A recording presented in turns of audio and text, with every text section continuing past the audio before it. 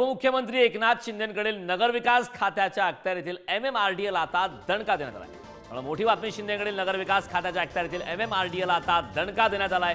फ्रान्सच्या सिस्ट्रा कंपनीकडून MMRDL वर भ्रष्टाचाराच्या आरोपात नंतर कोर्टाचा दणका आहे। आधी फ्रान्सच्या सिस्ट्रा कंपनीकडून MMRDL वर भ्रष्टाचाराचे आरोप, त्यानंतर मात्र मुंबई हायकोर्टाचा दणका या ठिकाणी देण्यात आलेला आहे। उपमुख्यमंत्री एकनाथ शिंदे यांच्या खात्याला आता एक दणका देण्यात आला। उपमुख्यमंत्री एकनाथ शिंदे यांच्याकडे नगरविकास खात्याच्या अखत्यारीतील MMRDL ला दणका देण्यात आला आहे। आधी फ्रान्सच्या सिस्ट्रा कंपनीकडून MMRDL वर भ्रष्टाचाराचे आरोप करण्यात आले, नंतर मुंबई हायकोर्टाचा दणका देण्यात आला।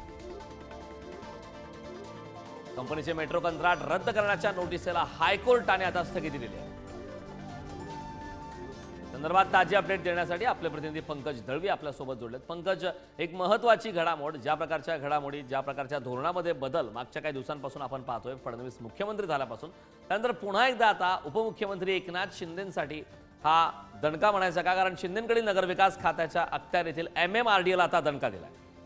हा एकनाथ शिंदे यांच्या MMRDL ला दणका दिलाय का हे महत्त्वाचं। याच्यापूर्वी टेंडर आणि काही प्रकल्पाबाबत जी आहे ती स्थगिती देवेंद्र फडणवीस यांनी दिली होती।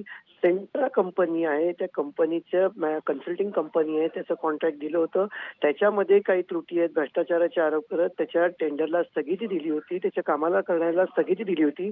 त्या विरोधात उच्च न्यायालयामध्ये ती कंपनी गेली आणि त्या स्थगिती आता जी आहे ती न्यायालयानं त्याच्या रद्द करण्याच्या प्रक्रियेला स्थगिती दिलेली आहे। राज्य शासनानं MMRDL जो हा कंपनीचा टेंडर रद्द करण्याचा निर्णय घेतला होता त्याला उच्च न्यायालयानं स्थगिती दिली। त्यामुळे दणका म्हणावा लागेल। या बाबतीमध्ये एकनाथ शिंदे यांचे शिवसेनेचे नेते आणि मंत्री शंभूराज देसाई यांना जेव्हा विचारलं तेव्हा त्यांनी कोर्टानं नक्की काय म्हटलेलं आहे, कोर्टाने त्यांच्या निर्णयात काय नक्की आदेश दिलेला आहे, यासोबतच काय माहिती आहे ती नीट माहिती घेऊन या बाबतीत प्रतिक्रिया देऊ। राज्य सरकारच्या आगामी काळात या संदर्भात आता काय घडामोडी घडतात हे पाहणं महत्त्वाचं आहे। खूप खूप धन्यवाद या संपूर्ण माहितीसाठी।